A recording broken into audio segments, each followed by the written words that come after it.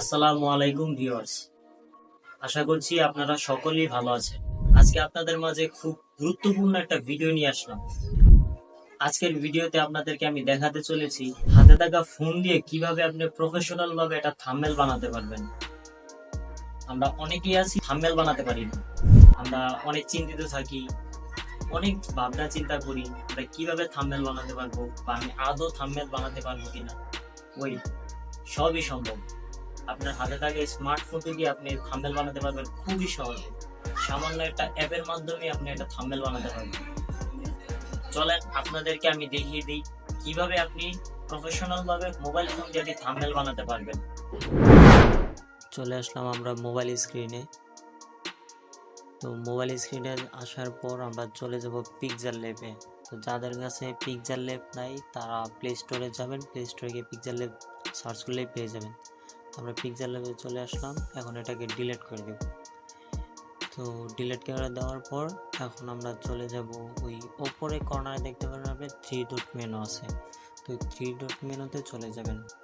3 dot মেনুতে আসার পর ইমেজ সাইজ লেখা আছে, আপনারা এই ইমেজ সাইজের উপর ক্লিক করে নেবেন।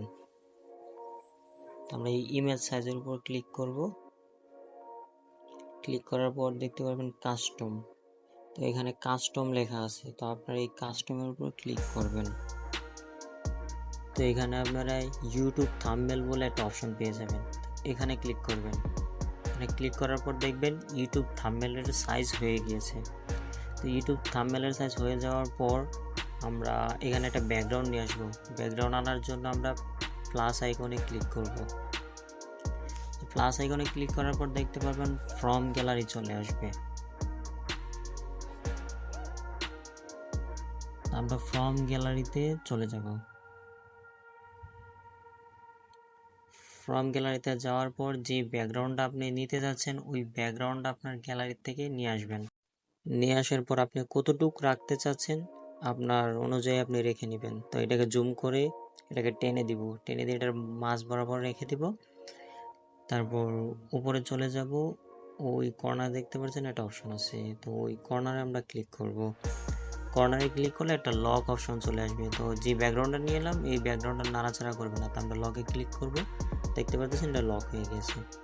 আপনারা যদি এখানে ছবি অ্যাড করতে চান তাহলে আপনারা একটা ছবি ব্যাকগ্রাউন্ড রিমুভ করে নেবেন। তো উপরে প্লাস আইকনে ক্লিক করবেন। প্লাস আইকনে ক্লিক করার পর আপনারা ফ্রম গ্যালারিতে চলে যাবেন।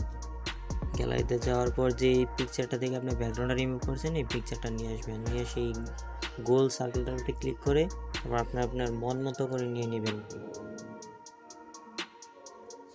আমি আমার মন মতো করে নিয়ে নিচ্ছি, তো আপনিও আপনার মন মতো করে নিয়ে নেবেন।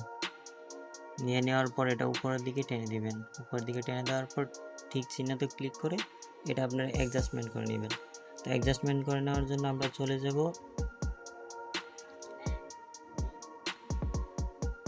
এই অপশনটাতে আমরা চলে যাব। এই অপশনটাতে ক্লিক করার পর আমরা অ্যাডজাস্ট করে নিব। তো দেখতে পাচ্ছেন আমি অ্যাডজাস্ট করে নিচ্ছি, আমি আমার মন মতো করে নিচ্ছি, আপনারাও চাইলে আপনার মন মতো করে নিতে পারবেন।